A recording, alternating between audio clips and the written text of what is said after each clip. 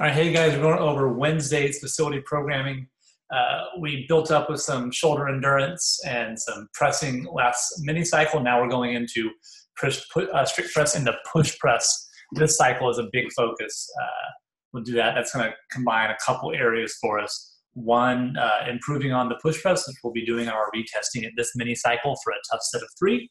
At the same time, working the strict press first, keeping some additional absolute strength in the upper body pushing and fatiguing the shoulders, so that way they have to use their legs for the push press, because push press is mainly a leg drive movement, not an upper body pushing movement technically, even though I know we kind of end up categorizing them that way just for exercise selection purposes.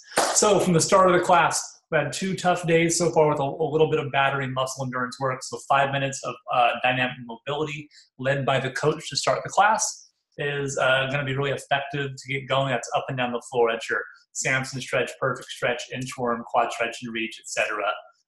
These type of movements for 5 minutes. Then you're going to want to go into 100 single unders just for getting the heart rate up, into 20 hollow rocks. This is going to be a good time to work with people on their hollow rock a little bit before we get into A2, and then 10 wall walks for quality. So 5 minutes mobility, 100 single unders fast. Most people actually struggle on those. It's pretty funny. 20 really good hollow rocks, 10 wall walks. And the wall walks will take the most time. That will help get the upper body musculature ready. Some of the positional work ready. We can do them really low load, and they're starting to get kind of warm here. After this, now we're into specific warm up. 2 times through, we'll go 20 double unders, 10 walking lunges, and I want 5 single arm push press each arm with a dumbbell. It's going to help identify any left to right imbalances, help isolate the dip and drive portion of this too for you guys as coaches are looking through who's going to need extra help for part A. At 15 minutes in, we're going skill instruction for part A, A1 of this training block. We're going to work on mechanics of the push press, and especially bar path for strict press being straight. We want that bar path for strict press and push press to be the same. Okay, the goal here is going to be the shoulders should be fatigued after 5. So that's going to be the limiter, is strict press. After that, now they probably, maybe you could get a 6, but maybe not 7. It's kind of how heavy we want them to get going by at least the 3rd and 4th set. Now they have to use the legs to go and drive and not have this early press off the shoulders, not use their legs. And we see that again in thrusters. People come out of the hole in the front squat, they start engaging their arms too early, and then shoulders burn out and the whole workout falls apart. So movement efficiency will help a lot as they move up in weight here.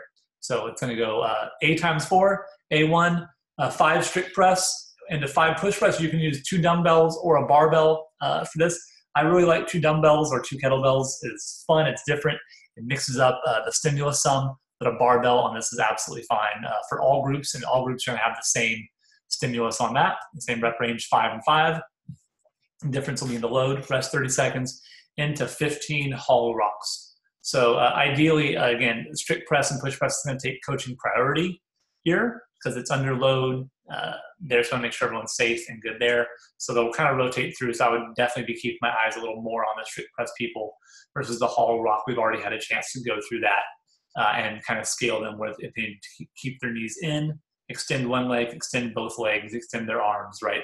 The further out the levers are on hollow rock, the harder it is. You can add a load to the arms, right? The further out the load is, the harder it is, the more tight compact we are. As for beginners, they do a good job of rocking. So you earn your length on that movement. From minutes 32 to 40, we're going prep for B. This is going to be aerobic power, with the main limiters being core and shoulder endurance will be most. For most people, the double under is the kind of cardio piece we're looking for here, that sustainable piece that keeps your engine revving, where a lot of the mixed contraction movements are where we break. It's hard to do 50 deadlifts in a row without stopping, unless it's like 26 pounds, right? But 50 double unders, if you get good enough at them, you're like, okay, right? And that changes it from battery work to aerobic power work, which is what we want to do. We always want to move things from CNS fatigue, right? Can't have to recharge, lift the load so heavy or so hard, to just kind of breathing fatigue is our goal, making things sustainable. So 15-minute AMRAP, 40 double unders, 20 sit-ups, 10 barbell lunges. That's total steps, 5 and 5 each leg, into 5 shoulder overhead at that same load. And you can do dumbbells on that if that's better for spacing or equipment. It's going to be just fine here. So for the RX weights, 115 and 75. It's a little heavy shouldered overhead, but it's just 5 reps again. So it's going to be mostly double unders and sit-ups, and then the lunges and the overhead. We're trying to get through that at a load that's unbroken. Right? If they're doing 2 lunges every time and stopping, and then 1 shoulder overhead stopping, 1 shoulder overhead and stopping, what's that? That's CP battery work, right? So to make it sustainable with a little muscle endurance means it should be kind of tough, but it's under Grace load. We know that Grace 135 is a lot of this, right? It's me ghost riding the bar down, in case you couldn't tell. So we want to do that and then reset. So 115, we're hoping they can get through. It might be like, boom, a little bit of a push press there on that part, and then back into double under sit-ups, et cetera. And then sport will be a little heavier. Same idea. And that is the end of training for Wednesday. Power, go over the scores, and then we have functional bodybuilding. People are feeling maybe a little fatigued after 3 hard days. Functional bodybuilding, and then more on-object carry and athleticism coming tomorrow. Some different stuff we don't get to do that I really am excited about implementing. And then a grinder, hard, short piece. It's going to really not be a ton of fun while you do it, but it's kind of you look back and you enjoy it. So that's it tomorrow. I always want to paint the picture for what's happening. And that's Wednesday's facility training for you guys.